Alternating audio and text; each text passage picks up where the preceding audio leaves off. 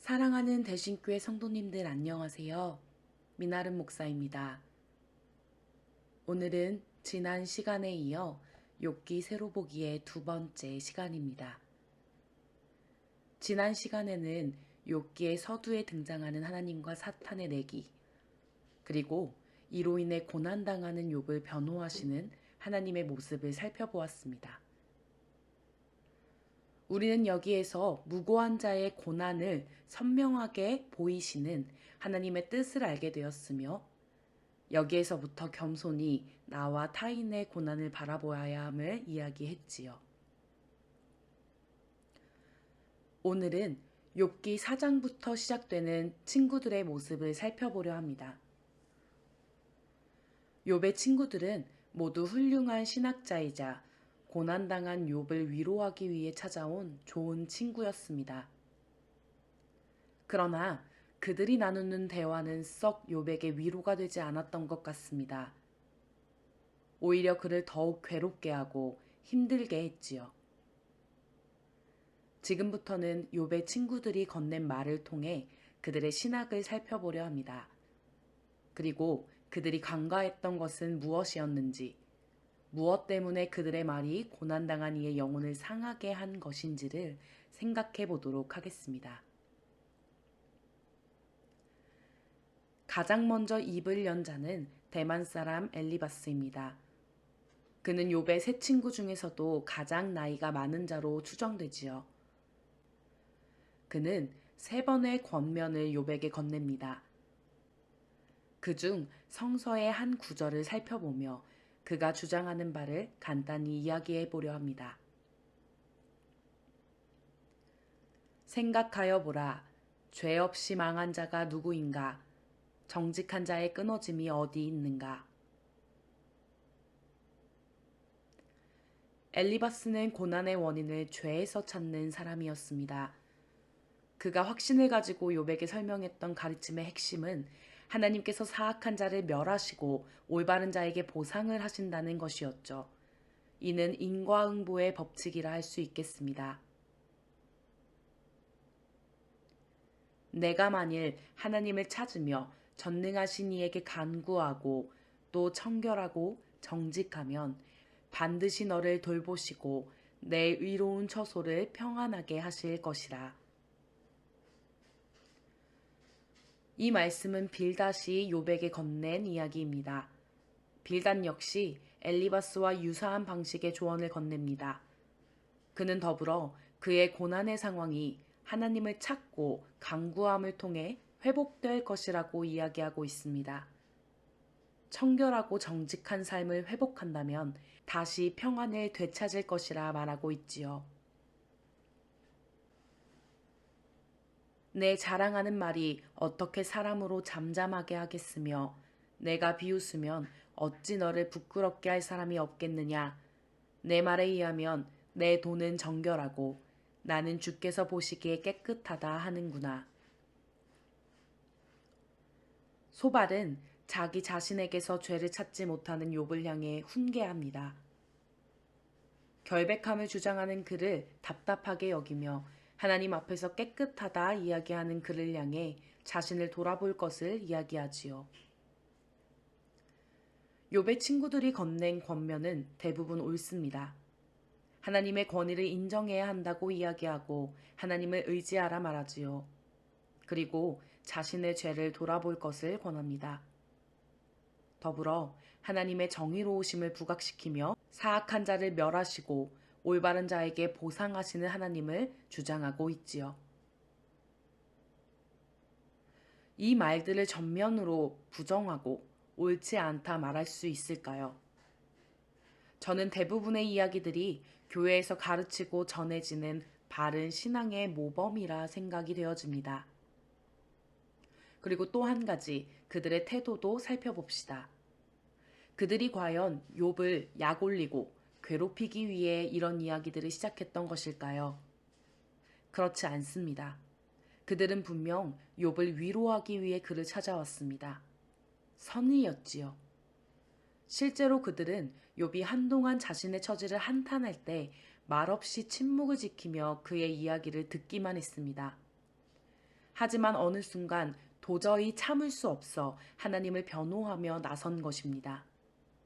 옳습니다.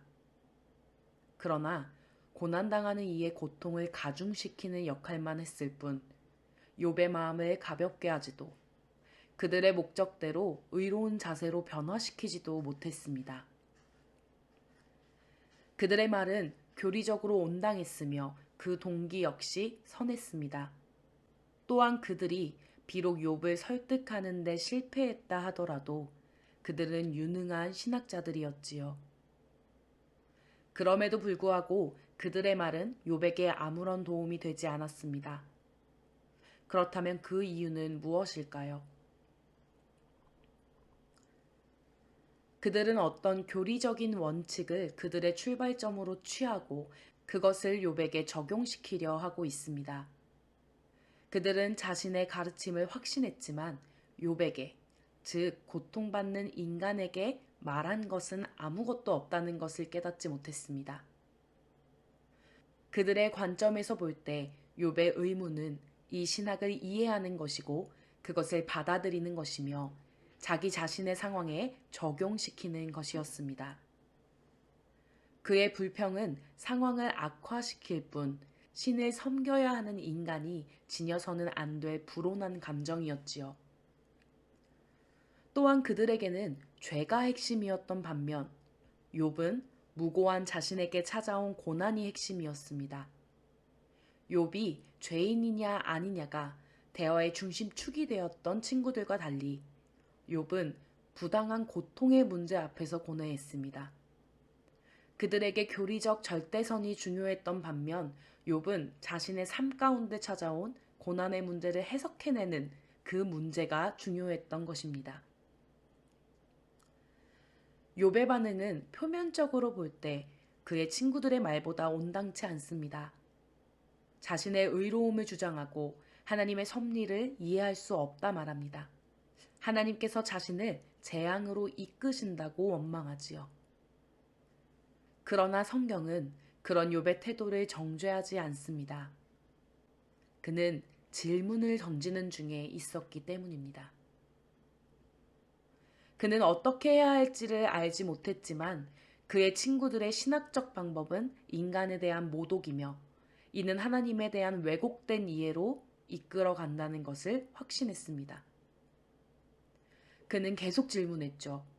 무고한 고통의 상황 속에서 하나님을 어떻게 말할 것인가? 어떻게 하나님을 말할 수 있는가? 신학자 구스타보 구티에레즈는 욥의 씨름을 다음과 같이 설명합니다. 욥은 고통받는 사람에게 하나님이 어떻게 정당한가를 이해하려고 노력했다.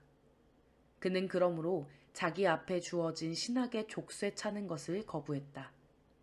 이것은 구체적인 상황을 고려하지 않고 인간의 고통과 희망을 고려하지 않고 신학화하는 방법에 대한 거부이다. 욥이 거부한 것은 하나님이 아니었습니다. 그가 거부한 것은 구체적인 상황을 고려하지 않고 인간의 고통과 희망을 고려하지 않고 신학화하는 방법.